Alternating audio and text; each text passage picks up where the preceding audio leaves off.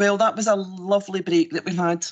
And it's a tradition, you know, every year. I can't even remember which Provost started it, but it goes back some time now. And I think it's something that I would certainly like to keep. The children get so excited about coming here, and it gives them something to look forward to. And they were absolutely wonderful.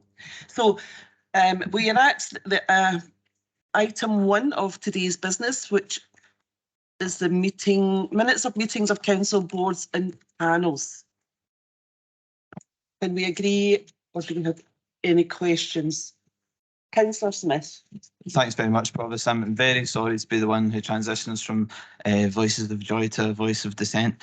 But the Labour group have an issue with the minute of the Special Education Board. At the meeting on the 7th of November, the elected members agreed unanimously that the council would undertake an external inquiry into what happened regarding the Dargaville primary pupil roll projections, and we specifically didn't ask for an external review.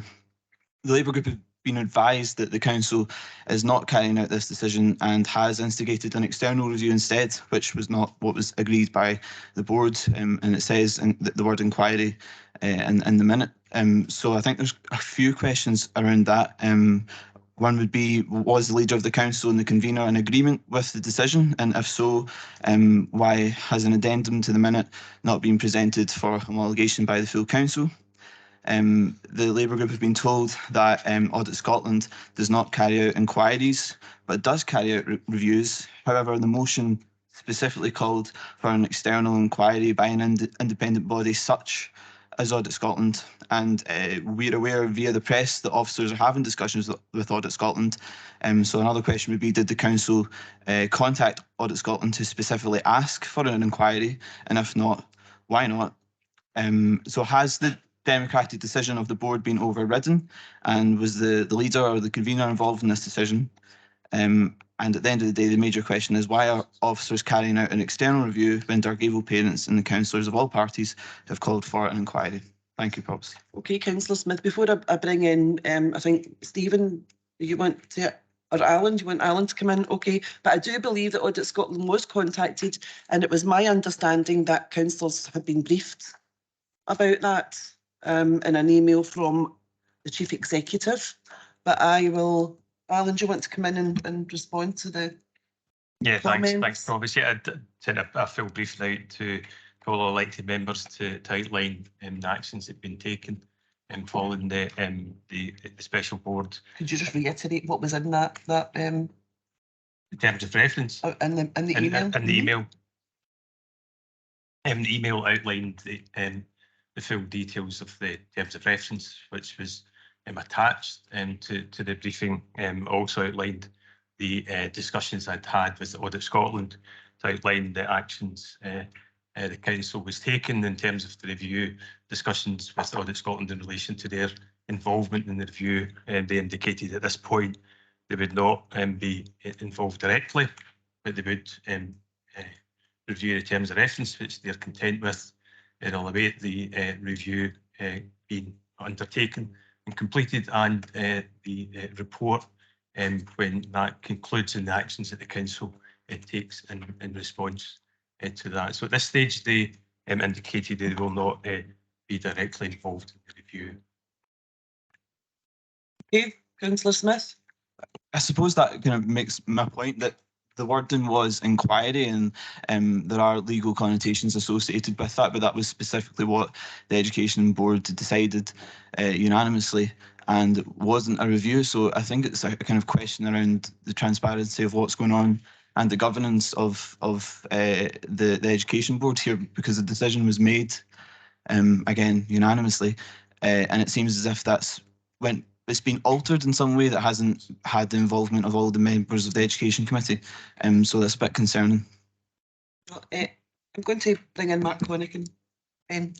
Thank you, Provost. I was present at the Education and Children's Services Policy Board, Councillor Smith, when the motion was made, and you're correct, it was agreed unanimously.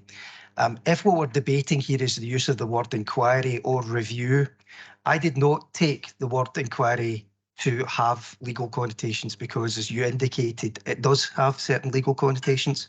Had the board had the motion been to have an inquiry, and for want of a better description with a capital E, then I would have been advising the board that that was not a competent motion. Inquiries fall under the terms of the Inquiries Act. Only UK or Scottish Government ministers can call for a public inquiry. As the Chief Executive has indicated, he has circulated the terms of reference to all councillors. If what we're in here is a debate between the word inquiry and review, I will leave elected members to form their views on that and whether what has been instigated meets the terms of the motion which was passed. I took it to entirely have met what was passed, given, as I say, the word inquiry in the motion had a small e, and I did not take it to be something which councillors were insisting on an inquiry that would meet the terms of the Act, because if they did, I would have had to advise the board that that was not competent. Clearly, if there are issues around the terms of reference, those can be raised with the Chief Exec. As I understand, as indicated by the Provost, the Chief Executive did write to all 43 councillors, setting out entirely the terms of reference.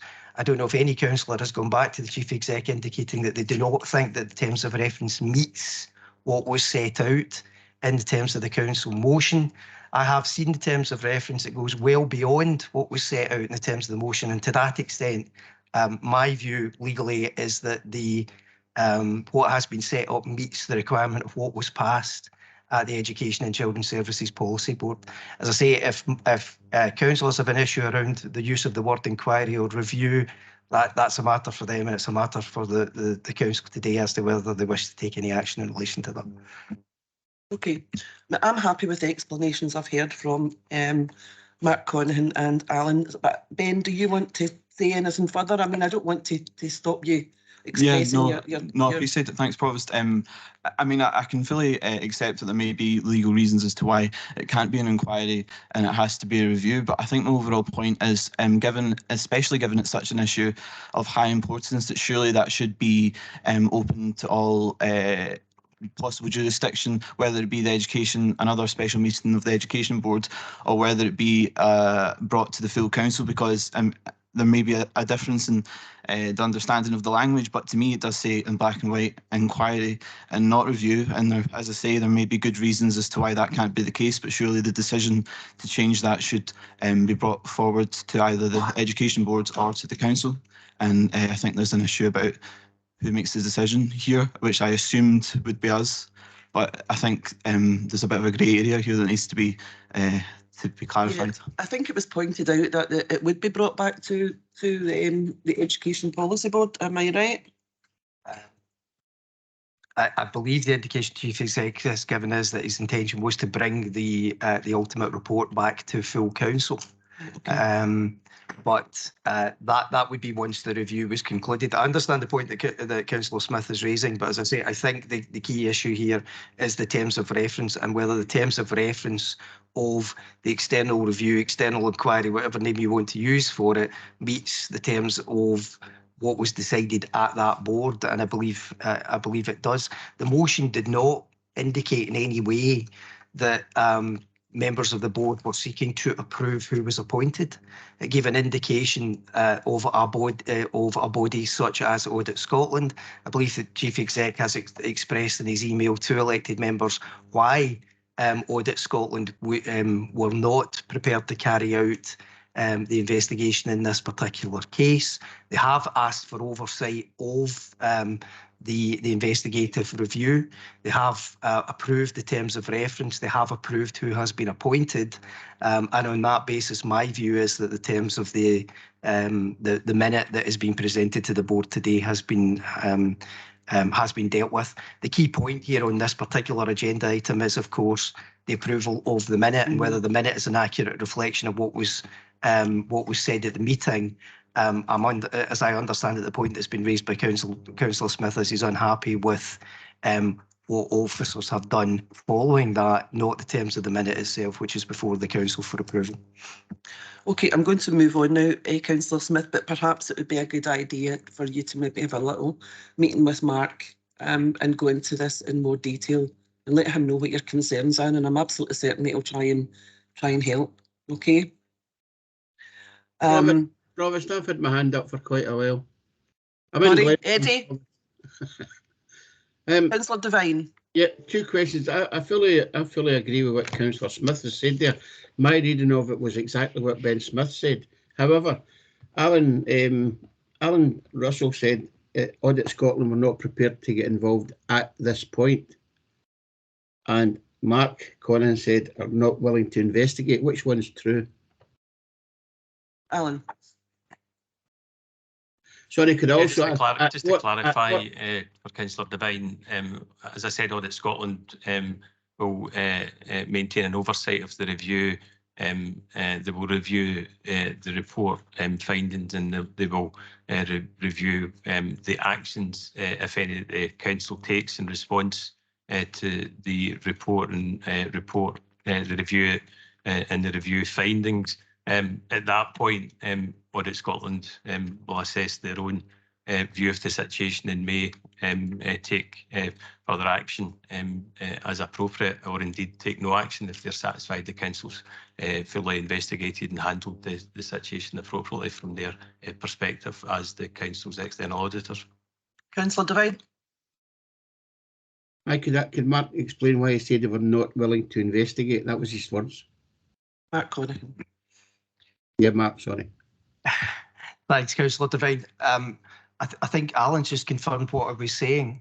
There were discussions with Audit Scotland, and Audit Scotland advised that they would not carry out an investigation of this nature at this stage. What they asked was to see the outcome of the review, and I know from past examples that have happened within councils that they have intervened when they do not think the quality of an investigation that has happened has been sufficient. So if they take the view, having seen the report that's published, that the investigation has not gone far enough, or indeed that the council has not implemented anything that arises from the investigation, that's the stage where they would intervene. So they will be kept advised as to the outcome of as to the process of the investigation. They're aware of the terms of reference. They're aware of who has been appointed to carry out that independent investigation. They were content with all of that, but they did indicate they wanted to see the report. And if they don't like the process and they don't like what the outcome of the report is, that's the stage when Audit Scotland would intervene in a process such as this. Okay. Thanks, Provost. Thank you, Mark, and thank you, Alan. Okay, we'll move on now to item 2, which is the Provost update, and I think it's been circulated to you, given that it was going to be quite a long meeting today. What I will add to what's already been sent to you is that you'll see that in front of you the Christmas cards this year, my Christmas cards, and 3 children won the competition, and I hope I've given you all the right card. I've tried to give the Johnson councillors, the Johnson winner, and Renfrew, and so on. I've probably got mixed up somewhere along the line, but I just think it might be nice if you congratulated them, the winners, in your words. Thank you. And to also say that I have a pyjama appeal going on just now, like I did last year, and I've been appealing for worn pyjamas for children, which I distributed to places like Women's Aid, Home Start Renfrewshire. So that is continuing until Monday if you want to donate. Okay, move on to item 3, the Financial Sustainability and General Fund Financial Outlook. Do we have any questions? Alison. Thank you, Provost. Can I just clarify a couple of things? That your pyjama drop-off, where is that? Johnson Railway Station. Gavin Newland MP's office in Renfrew, and the Maiden Paisley shop in High Street. Okay, thank Paisley. you. And before I begin as well, just to point out, I was struggling to hear Councillor Devine there. I wonder if it's possible to put the overall volume up. Yeah. Yeah. I don't know. I think if people are at home, it's just to raise it because we want to hear the contributions that are on the map. I think it's worth pointing out to everyone who's joining us remotely today, to make sure that you can be heard. Put your volume up as much as you can. Thank you. I don't know if there's anything the IT people can do, but they've noted it, I think. Okay, thanks. Okay, if you want to continue then, Alison. Thank you, Provost. I've got a number of points I want to raise from this board paper. I'm quite happy to do it in chunks to allow other people to come in responses. I don't want to just kind of batter through it. First, I want to thank officers for this report, for their hard work in putting this together. It's appreciated. If you can turn to page 10, item 1.3 in the report. It refers to the cost pressures that are facing the council, and it refers to these being largely driven by high levels of inflation, but also service demand. I just wanted to note that there is an omission in this report, because we're also driven by pressures from inadequate funding from the Scottish Government. So I'd like to take this opportunity to say that we welcome the letter sent by every finance director at all 32 councils to John Swinney, and that letter. Hold on, Alison, please. But just listen to me. If you're joining us remotely, can you make sure that your microphones are off when other members are contributing to the debate? Okay, Alison. Thank you, Provost. That letter from all the finance directors to John Swinney warned of significant consequences unless more money was allocated on schools, social care and waste collection. Now, the Public Spending Watchdog, the Accounts Commission, has confirmed that the finance directors are absolutely right, that funding cuts have been handed down by SNP ministers. Council funding has reduced by 4.2% in real terms between 2013 and 2021, once COVID-19 funding was excluded. And this does demonstrate that council funding has been reduced by proportionately more than the rest of the Scottish Government budget over this period. At the same time, as we know full well in this council, we have delivered many new policy initiatives over the last 5 years, even though they're not always fully funded by Scottish Government. So today we are dealing with a legacy of SNP ministers treating council funding as a piggy bank for their vanity projects. A decade and billions of pounds of cuts has meant that we don't have the financial resilience to deal with the economic crisis that the Tory government has caused, that we're dealing with right now. It's therefore a glaring omission not to reference council funding in reports on financial sustainability, and we would welcome its inclusion in future reports. Thank you.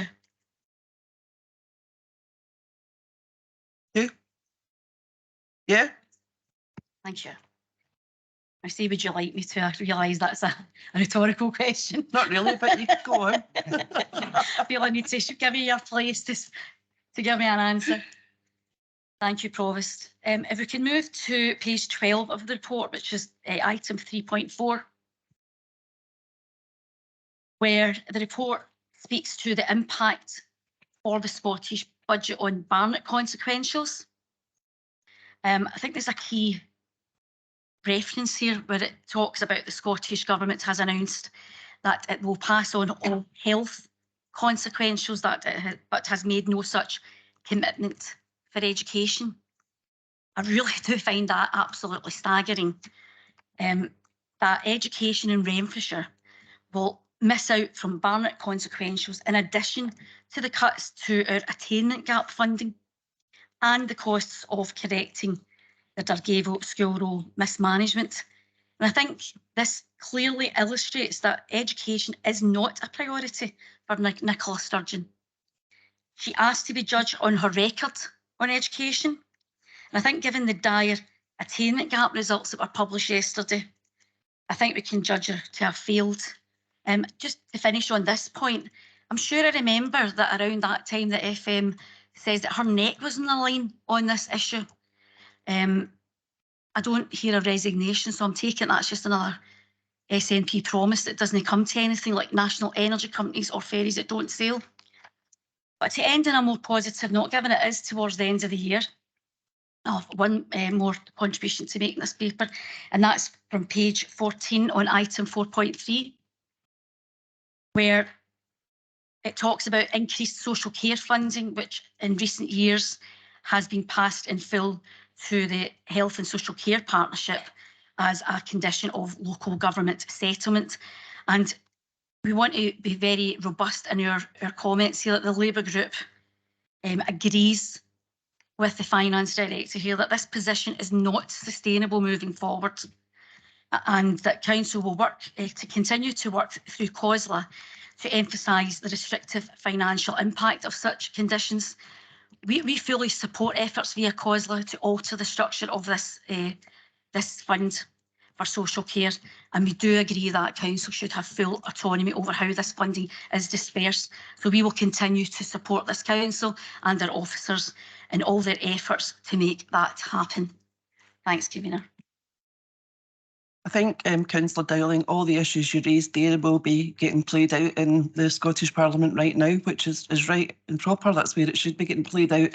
I just want to reassure you and the rest of the Council that this Council's commitment to education is solid, in case there's any confusion. Anybody else want to? No? Okay.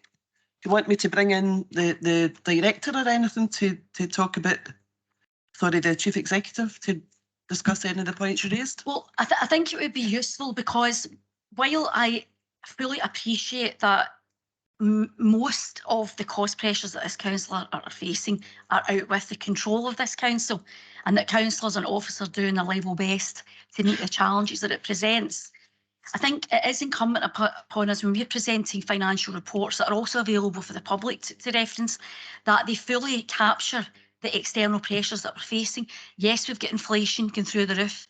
Yes, we've got supply chain issues linked to the war in Ukraine, etc., and also Brexit, which is another elephant in the room. But we've got it's unprecedented that every single Finance Director and all 32 councils in Scotland have written to the Scottish Government to make the point that we can't carry on as we are with the year-on-year real term cuts. So I think it would be good to bring in some commentary from officers to say, are we going to start bringing that into reports? And if not, why not? So I would welcome that. Thank you. Yeah, I think, Alistair, do you want to come in and address any of the points that Councillor Dowling has raised? Thanks. Thanks, Provost. Yeah,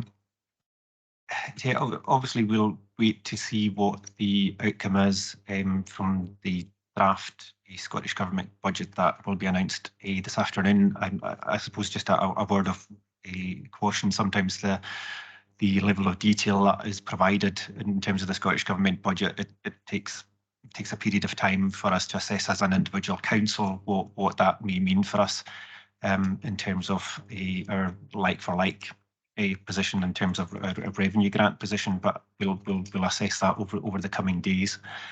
I think you're correct in your assertion that the letter that was sent, signed by all 32 finance directors, is unprecedented, and I think that's an indication of the level of concern for us. And I think we were quite careful in that letter in making sure that is our professional assessment as Chief Finance Officers across local government in Scotland. And he outlines in there our shared concern about the potential direction of travel for the local government settlement. Not so much in terms of its visibility, that was outlined within the resource spending review that was published in May.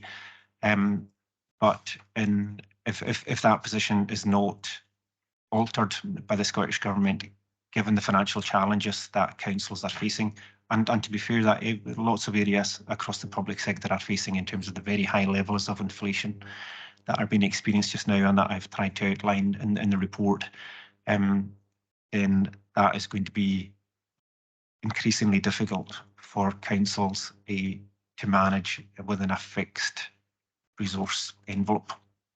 The level of cost increases and the scale of increases that we've witnessed over the past 12 months is and that are forecast to continue, as I've outlined in the report, over the medium term. is unlike anything I've witnessed, and I think that again is one of the prime drivers for that letter being issued by finance directors, because that is our shared view. But I don't have anything else to. I think, Alison, it's fair to say, it would be fair to say that everyone in this chamber today is concerned about the financial outlook, no matter what the reasons are. I mean, I have my own personal worries about another parliament, which I think as Provost sitting in this chair today wouldn't really be appropriate for me to deal with a situation that's handed down to us, and we'll do that the best that we can, but it's going to be difficult. It really is. So can I just move on now? We have no amendments or anything like that, so we'll just move on. Item 4 in the agenda, a Prudential framework for capital finance progress report. Any questions? Councillor Clark. Graham Clark. Thank you, Provost. I note with appreciation the new accounting flexibility as detailed in this report, and that there remains considerable headroom afforded by the revised operational boundary to allow for unusual or exceptional cash movements. The external debt forecast, I believe, remains at 350 million. Do we expect that to change by year end given the funding gap? Alistair? No, we don't forecast that there'll be any movement in the external debt. So generally that figure would only move if the council undertakes additional borrowing, and we, based on the capital plan figures that we have just now, it's always something that we keep under review, but certainly it's not something I'm anticipating between now and the end of the financial year. You okay, Graham? Yeah? Okay. Move on to item 5, which is right for Renfrewshire management structures. Any questions? Agreed? The report? Yeah. Item 6, governance arrangements. Any questions or comments? Can we agree the report? Yeah. Item 7, 2023 review of UK Parliament constituencies, consultation on revised proposals. I know that we'll definitely have some comments on this. Okay, Councillor Montgomery first. Thank you very much, Provost. I'll try and keep this brief, but from the Labour Group's perspective, we agree with this report and we support the recommendations that the returning officer is going to make. I suppose I should start with the positives of the report. The Boundary Commission proposed boundaries are probably better, especially for you and I, Provost, than the 2018 boundaries, because our ward is not in Maclarks. But beyond that, there's not really many positives. The one positive from the initial stage of the consultation is the change in constituency names is welcome. And I think people will recognise Paisley and Renfrewshire South, Paisley and Renfrewshire North as broad geographical areas rather than the Renfrew North and Renfrew South from the first stage. So that's welcome. But there are considerable issues with these proposals, especially probably with the Paisley and Renfrewshire North seat. The transfer of some wards in Glasgow into the seat is, the view of this side of the chamber, hugely problematic. And the loss of some of the western parts of the district and wards 10 and 11 into an Inverclyde seat is also extremely unhelpful. Going by the population of Renfrewshire and going by the Boundary Commission's own guidelines, it should be fairly easy to make 2 Renfrewshire seats without shoehorning other council areas into it. And I think, as the report identifies, if Glasgow is to lose a seat and be put into other areas, it shouldn't just be Renfrewshire that takes the burden. There are close community links with, for example, parts of Eastern Bartonshire, East Renfrewshire, where parts of Glasgow should go in. I understand it's difficult for the Boundary Commission to please everybody across all 645 seats, but I think it's fair to say that Renfrewshire's getting a fairly bad deal out of this. Boundary Commission's own guidelines say that they're supposed to design constituencies to recognise community ties, take into consideration local geography, not to cross council boundary areas, and to minimise disruption caused by boundary changes. On each of those 4 criteria, what they're offering for Renfrewshire fails. So we, as I said, we are in support of this report. The main issues it identifies are what we would identify, and I welcome this report, and hopefully it will cause the Boundary Commission to give something that basically voters will recognise and will command public confidence. And that's me. Thank you. Thanks, Kevin. Councillor Pattison. Many thanks, Provost. I agree with just about everything that Councillor Montgomery said there. I have to highlight one of the positives from my point of view was seeing the name change, because being a Renfrew South and Gala councillor whose ward would have been in Renfrew North constituency would have been to no end of confusion for constituents who would quite clearly assume that they stayed in the Renfrewshire South. So the name change is welcome, but I have to agree with Councillor Montgomery. I think Renfrewshire is getting a raw deal here. Now, Glasgow has to lose a seat if that's the decision of the Boundary Commission. It shouldn't be for us to pay the price and for communities in Renfrewshire to be broken and natural links broken to accommodate. Not that I've got anything against the people of Cardonald, I'm sure they're very pleasant, but for them to be shoehorned in to the Renfrewshire seat, I can only imagine, I suppose, their reticence at that, because if I was a wedge, one wee tiny bit of Glasgow and be shoved in a Renfrewshire seat, I'd be pretty concerned about the representation I was going to receive. Not that they'll be ignored by any MP, but as you know yourself, and as everybody will know, your MP, particularly in Renfrewshire, builds up relationships with the stakeholders in Renfrewshire, the Chief Executive Council, for example. But if you've got a kind of bit of Glasgow wedged onto your Renfrewshire constituency, you need to replicate all those relationships at a Glasgow level, which just seems to be, it can be done, but it'll be difficult to do. I know that other areas do cross boundaries, but I'm of the mind that there can be two perfectly perfect.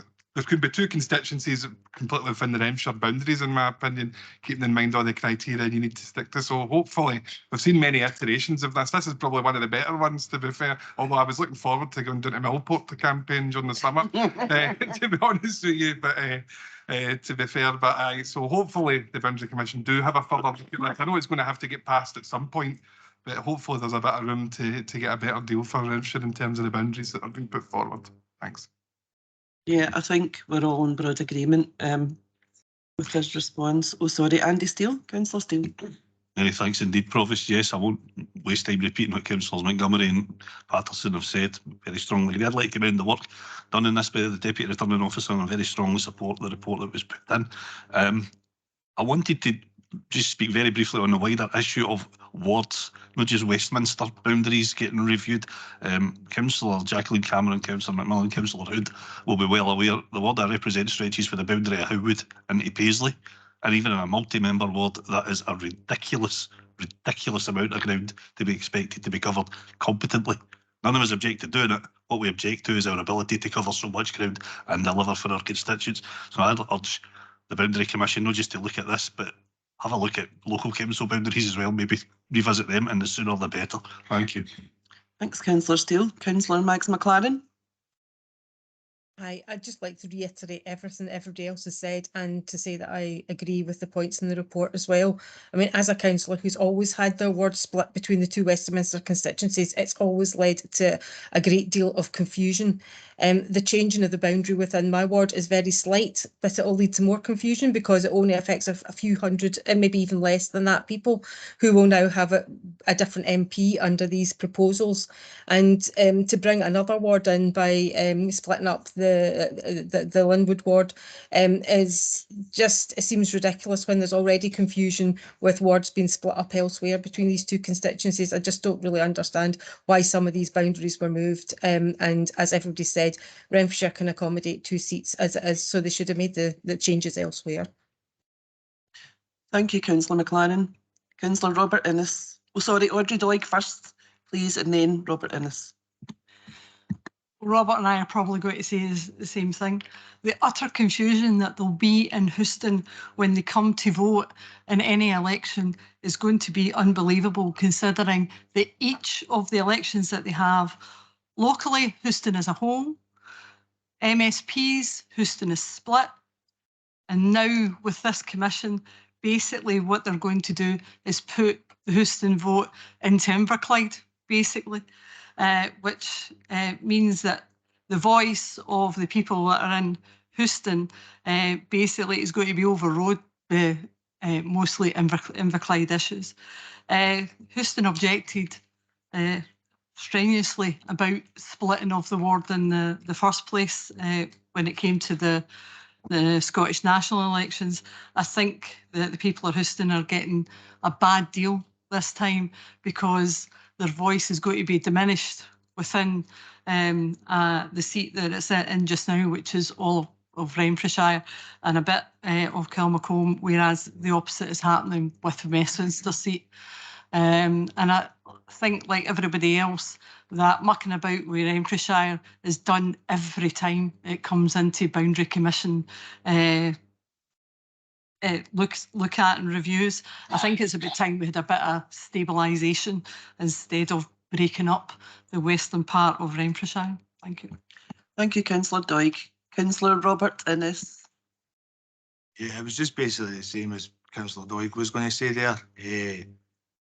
I suppose back on the wards thing, I think it's weird that Bridgeway and Houston aren't connected. Bridgeway and Houston share a high school, and we seem to get split up all the time in these kind of situations.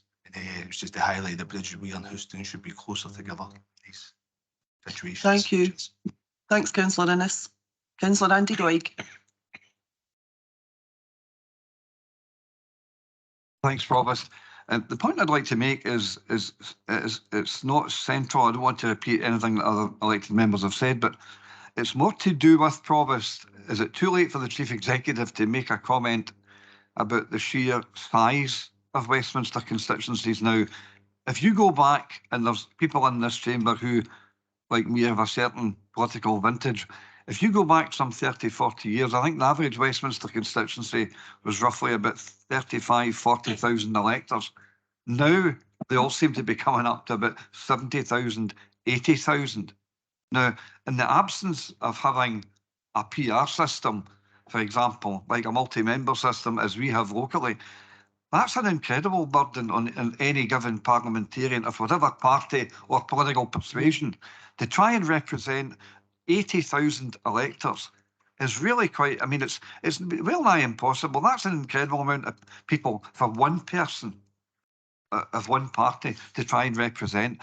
I don't know if it's too late to make comment about that. The size of these Westminster constituencies, Provost, has over the last 15 to 20 years just grown and grown, and it really is crying out for reform.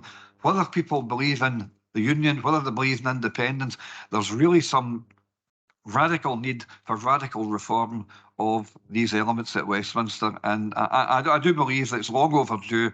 Westminster should have had proportional representation introduced decades ago, because that's part of the problem. If they did have a PR system similar to our own that we have here, it would certainly be much easier to represent 80,000 between 3 or 4 MPs, but 80,000 and one MP has to do that job. It's incredible. Thank you, Councillor Doig. Councillor Lisa Marie Hughes. Just very briefly to what Councillor Doig said there, I wasn't going to speak, but I do think we should note that this entire process is removing MPs who should be representing a larger number of people, which to me is completely anathema. I think it is a removal of democracy immediately when you reduce the number of people who are representing people. It is even more so when the number of people they're representing has increased quite significantly. So I just wanted to make that point. Yeah, thank you, Councillor Hughes. Councillor Steele? I'm very grateful you bring me back in. I can just give Councillor Hughes some reassurance. The 130 million Westminster are spending on electoral reforms to make it more difficult to vote might help out in that regard slightly. Okay, thank you. Personally, I'd like to thank Mark Conaghan for preparing a response that he thought we would all be happy with. I don't think it was an easy job. And I'll bring him in to answer the concern that Andy raised.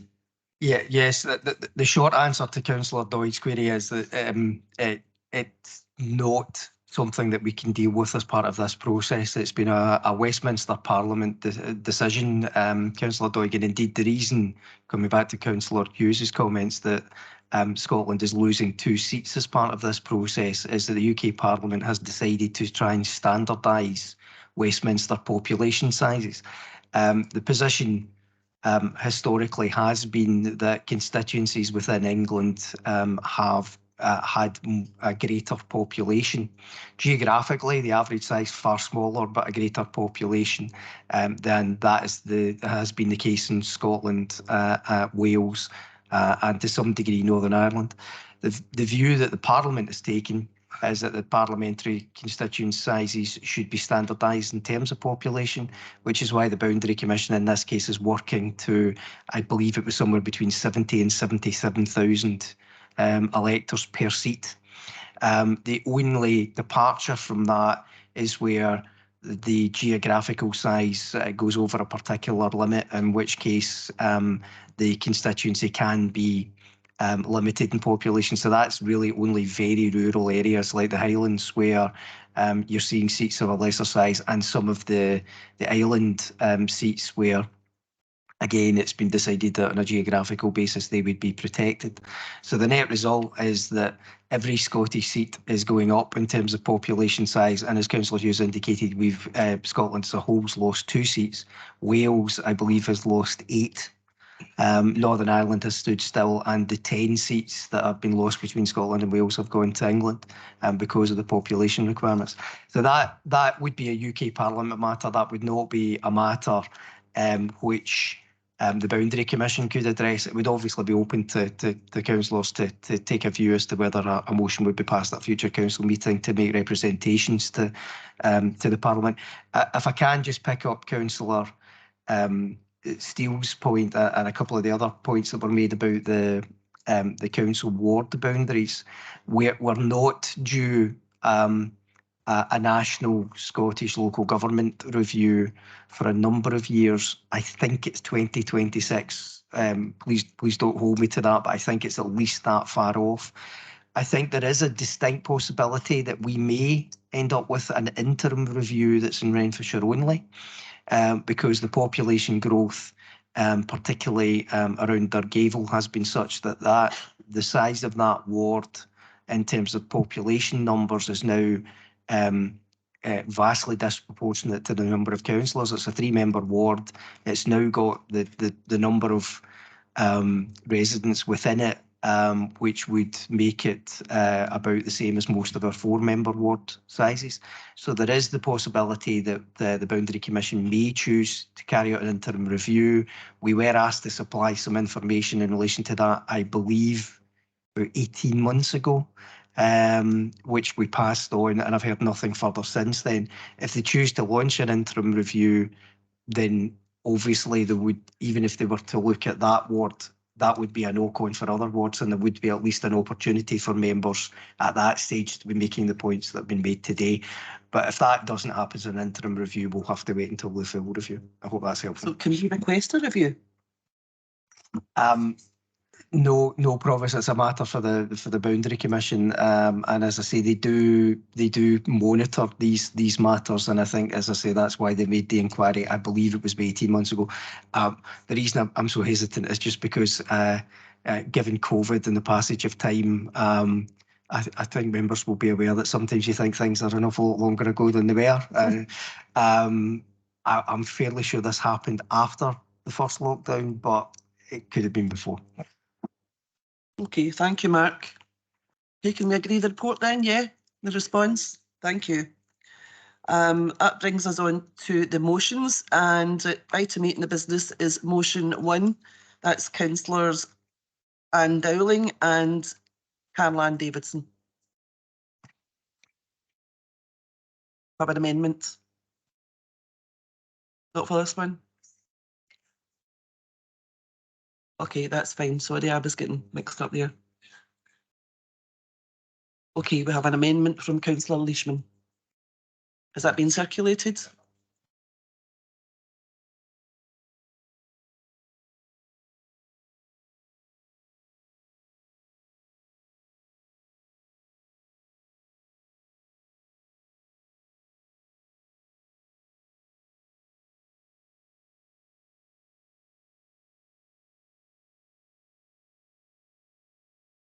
I don't see it, Dave. Sorry. Okay. Sorry, Alison.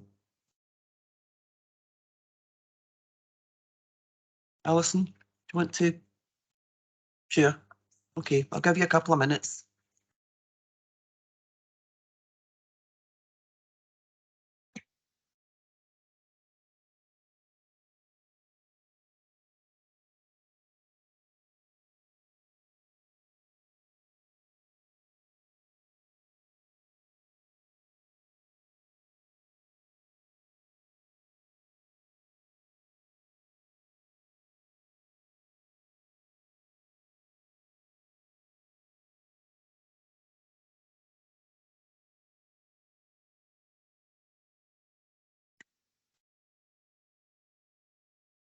Yeah, listen, if you want to continue to speak to your motion then.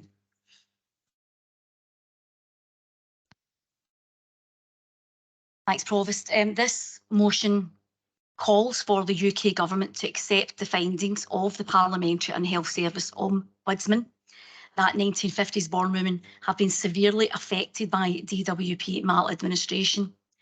This is a difficult word for me, give me a moment. The Ombudsman has ruled that the DWP should have given more notice to the women before raising their state retirement age. And I think the amendment that's been put up by Conservative councillors is splitting hairs here. They have acknowledged that there has been a problem with this process. I don't think there's anyone is seriously challenging that.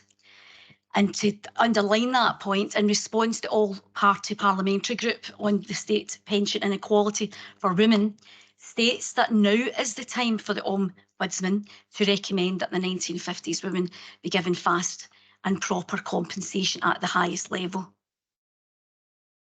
It's a matter of fairness, but WASPI Women of Scotland have asked to be pointed out on their behalf today that if 1950s women were awarded fair compensation for the loss of their state pension, it would not only benefit them, but could result in a financial boost to local economies. As a comparator, when the payment protection insurance scandal was resolved and compensatory payments were paid, it resulted in over £38 billion going into local communities across the UK. Scottish WASPI women argue that, in addition, the tax they pay, for example, from income tax, national insurance, full duty, VAT, etc., means the net cost to the government of doing the right thing for the 1950s women is substantially lower than the gross cost. Local WASPI women groups have worked hard to produce figures for each Scottish constituency. A few words I'm struggling with today. Their focus was on women deprived of a full 6 years of their state pension and not the total of all 1950s women, which is considerably higher. They calculate that the amount of money that could be spent in local economies per year if 1950s born women who have been deprived of their pensions were awarded compensation of £10,000 would run into millions of pounds in income spent in the local economy. It's quite shocking to think that nearly 7,000 women in the Paisley and Renfrewshire North and South constituencies alone are due compensation. I don't accept the premise of the amendment that's been put up that UK government's hands are tied. They are the ultimate authority in dealing with this issue, and they can step in at any time and make good the promises to WASPI women for financial compensation. Now that there is a broad agreement that problems in the process have been identified. So this motion is designed to keep the plight of WASPI women in the public eye. It's one of these issues that kind of just slid out of view because we're dealing with other pressing matters over and above that. But I do feel it's important that we regularly raise it and not let the Conservative government off the hook from its responsibilities to these women. I ask the Council, therefore, to support this motion. Thank you, Councillor Dowling. Councillor Davidson. Thanks, Provost. Yeah, I second this motion and I'd like to speak for it as well. I mean, I've been supporting the WASPI women for some time, as you know, and I've made many friends with the WASPIs. I've learned, every time I meet them, I learn of more injustices that has been inflicted on them. I mean, they're a group of very strong women, and not only have they been forced to work for many more years than they had expected to, they've actually had to pay national insurance to put even more money into the Tory government's coffers. And that's the ones that have considered themselves lucky enough to get a job in order just to survive and not have to sell their home. And although, as mentioned in this motion, some of them are sadly no longer with us, they died without ever receiving their pension. And yet there's others whose only means of support is their partner. Now, that has a huge impact on their dignity, their mental health, and has also had a big impact on domestic violence as well. And it's impacted, as Alison said, in our local community, as every WASPI woman's been deprived of tens of thousands of pounds for every year that they never get their pension. They need to be compensated for the lost years, and the beneficiaries of the women that are no longer with us need to also be compensated by the UK government. Thank you. Thank you, Councillor Davidson. Councillor, you have an amendment? Good morning, Provost. Thank you. Yes, firstly, I should say that I only worded my amendment based on the issues that were made within the motion, which was about the PHSO's finding. I'm just going to say ombudsman as well. It's a tricky acronym, that as well. Firstly, can I just point out that I don't have any real issue with the findings of the PHSO. It's the findings of an ombudsman, and that's what an ombudsman does. They investigate complaints, they adjudicate on them, and they make recommendations. My main quibble with this motion is simply that it's premature. The investigation by the PHSO is not complete yet. Only, do you mind? Only stages 1 and 2 have been completed of this investigation. Stage 3 still has yet to be completed, and it is anticipated within the first quarter of 2023, which I've elucidated in my amendment. And in fact, the findings of stage 2, I beg your pardon, finding of stage 2, which they announced that they'd made on the 8th of December, still have yet to be published.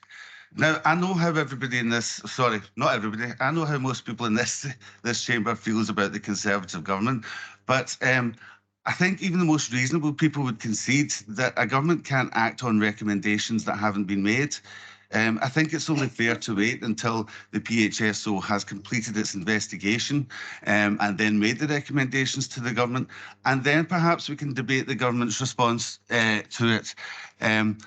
Also, I think that the very fact that the word Conservative government has come up a lot shows that this is an opportunistic bit of Tory bashing that's going on here, because essentially, you mind, essentially the mistake was. But please, members, can you allow him to finish? Please, you'll have your opportunity to respond to me, because essentially, this mistake, which the Conservative government is being demonised for, occurred when the DWP, the reins of the DWP were held by a Labour government, a Labour majority government.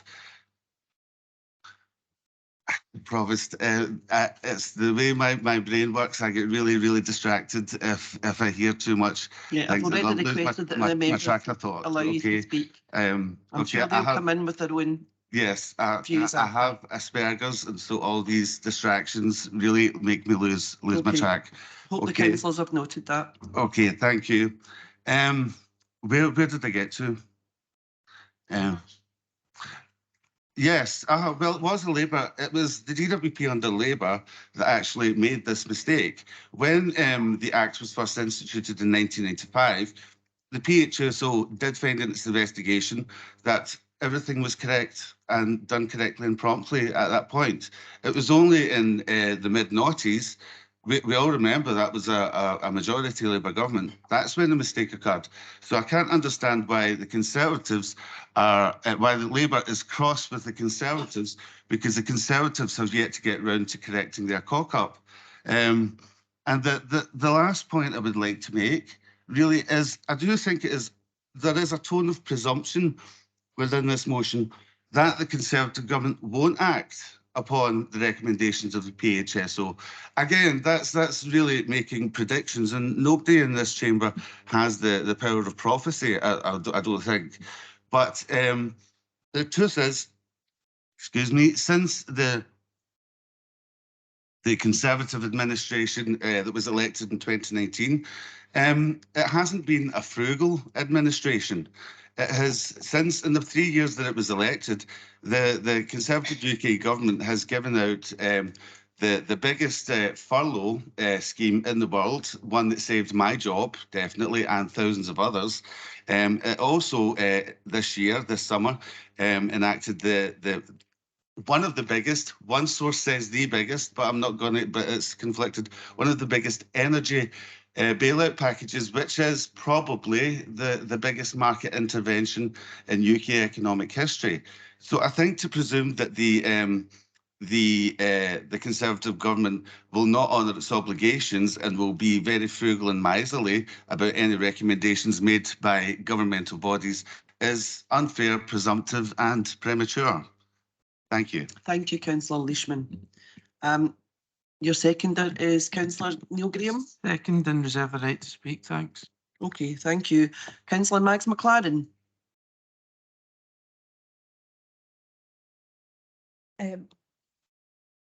Sorry, my camera's just been a bit funny.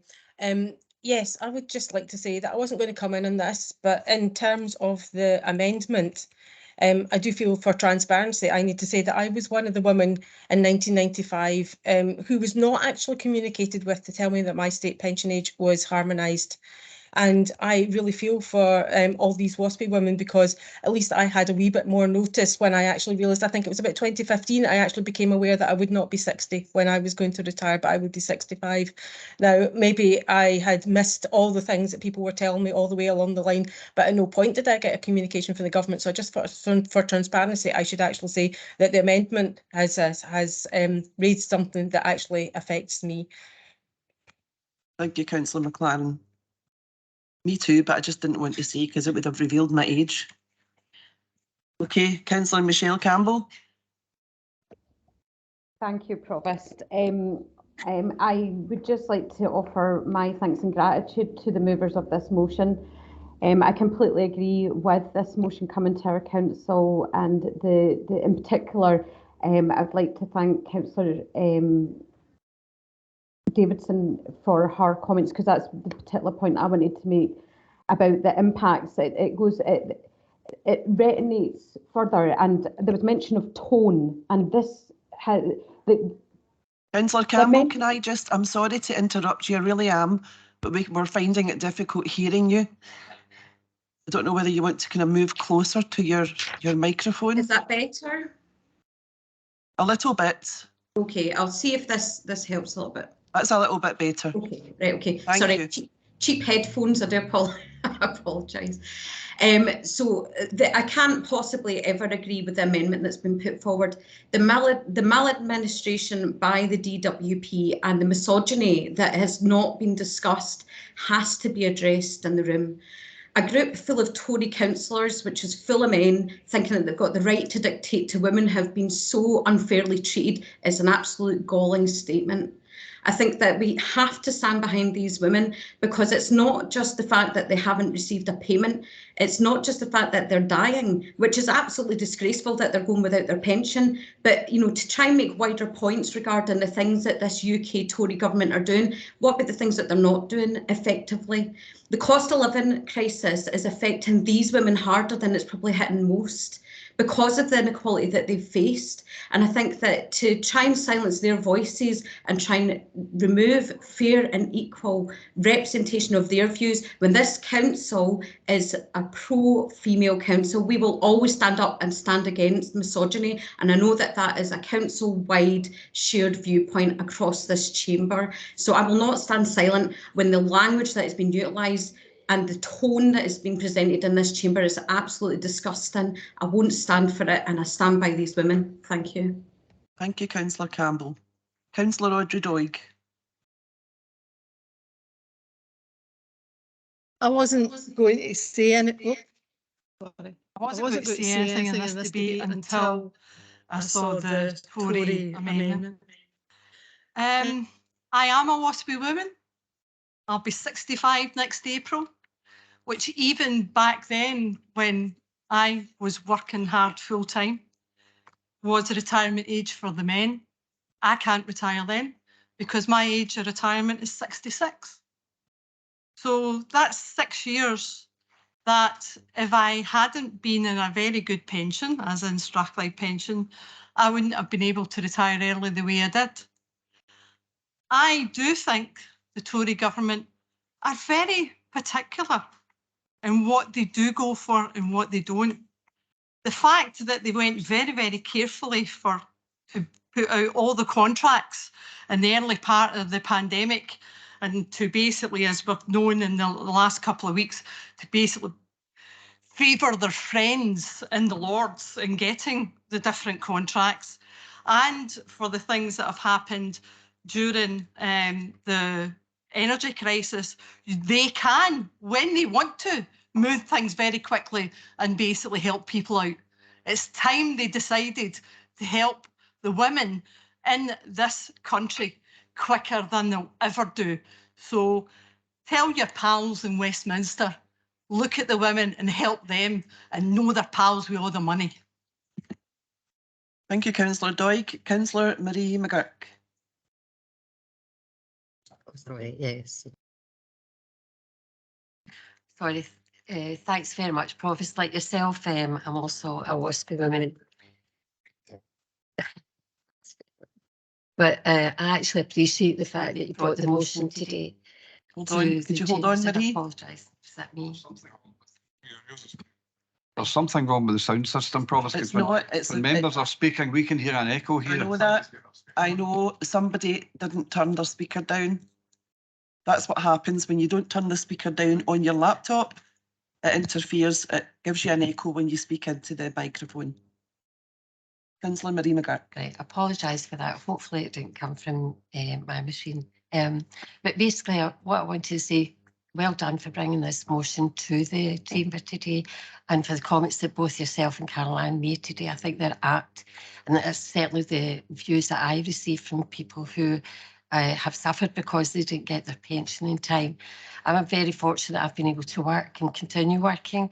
However, a lot of these ladies couldn't do that and are still struggling today, and we as members try to help them in every opportunity, but we have to raise and keep this on the radar, make sure that the actual responses from the UK government is to correct the error that they made.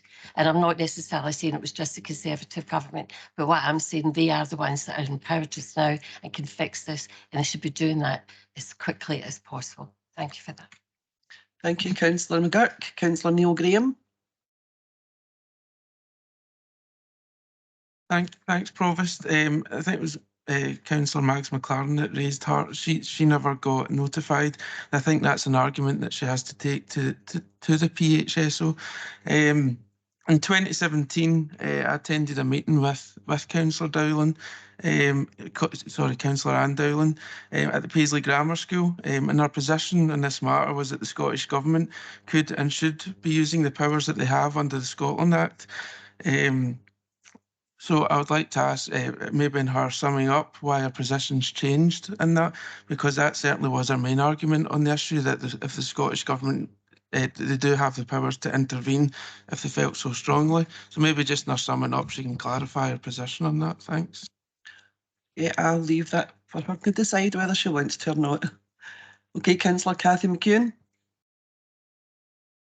Thank you, Provost. I'm just really going to reiterate what's already been said. Yes, Councillor Leishman, you're right, the Tory government did give us the furlough, but I hope you will also take on board what's already been said, all the money wasted on PPE, which could have went a long, long way to helping WASPI women. Take that one on board. Thank you, Councillor McEwen.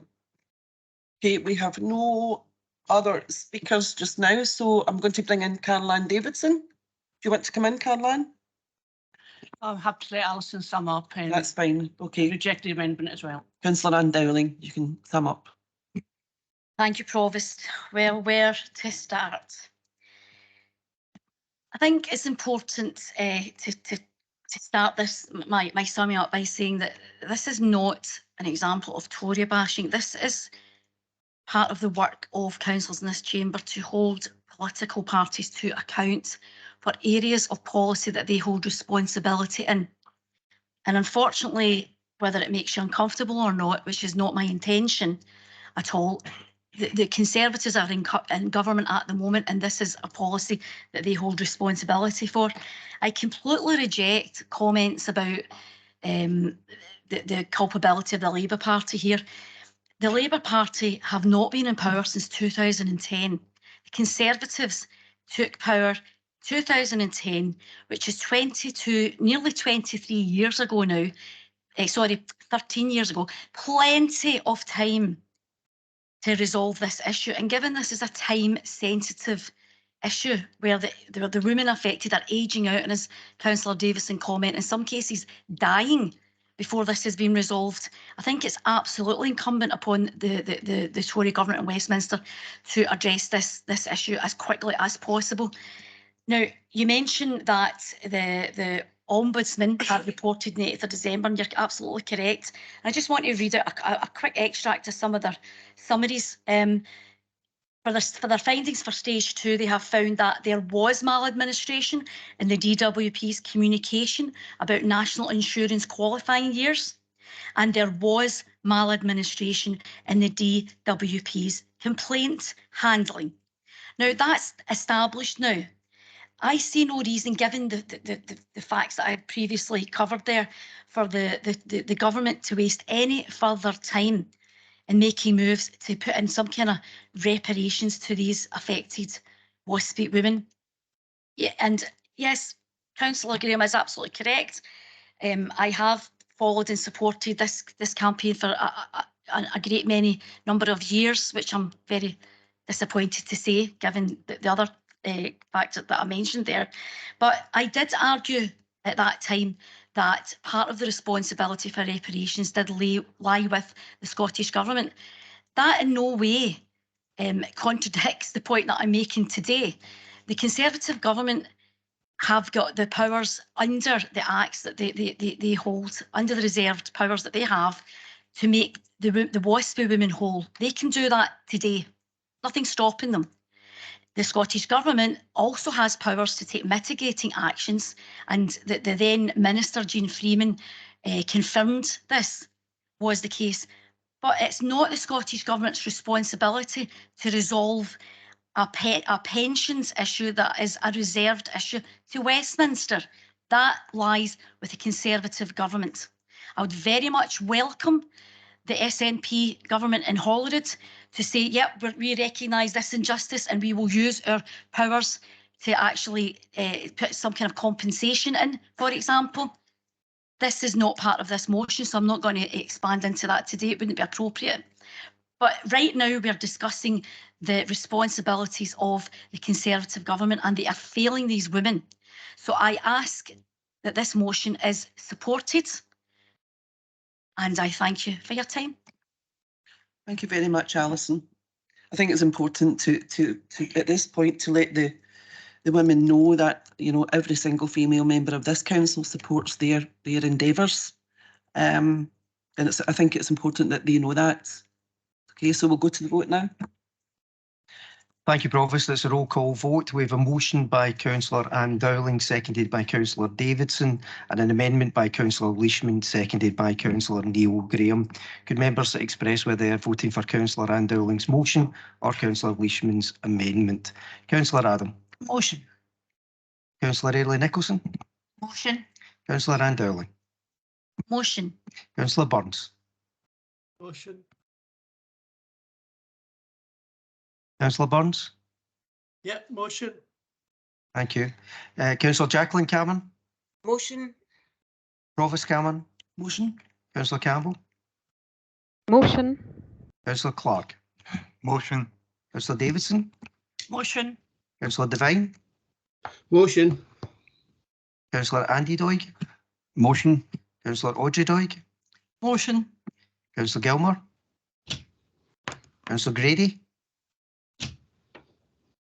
Motion. Councillor Neil Graham. Amendment. Councillor Gray.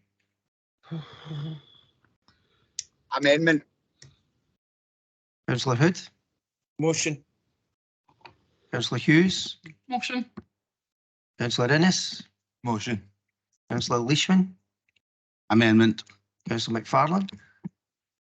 Motion. Councillor Kenny McLaren. Motion. Councillor Mags McLaren. Motion. Councillor James McLaren. Amendment. Councillor McCulloch. Motion. Councillor MacDonald. Motion. Councillor McEwen, Motion. Councillor McGonigal, Amendment.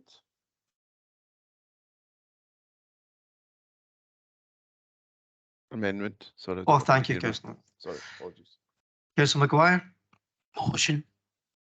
Councillor McGurk, Councillor McMillan. Motion. Councillor McNaughton, Motion. Councillor Montgomery, Councillor Mullen, Councillor Milet, Motion. Councillor Nicholson, Motion. Councillor Patterson, Motion. Councillor Rodden, Motion. Councillor Shaw, Motion. Councillor Smith, Motion. Councillor Steele, Motion. and Councillor Hannigan has voted for the motion. We have 37 for the motion, 5 for the amendment. The motion is carried. Okay, now I'm anticipating that we are going to be working through lunch today. So instead of like taking an hour's lunch break, I'd like to take your views on us having several shorter breaks. Is that okay with everyone? And we could have a 15-minute break just now. Okay. We'll be back here at round about past. Thank you.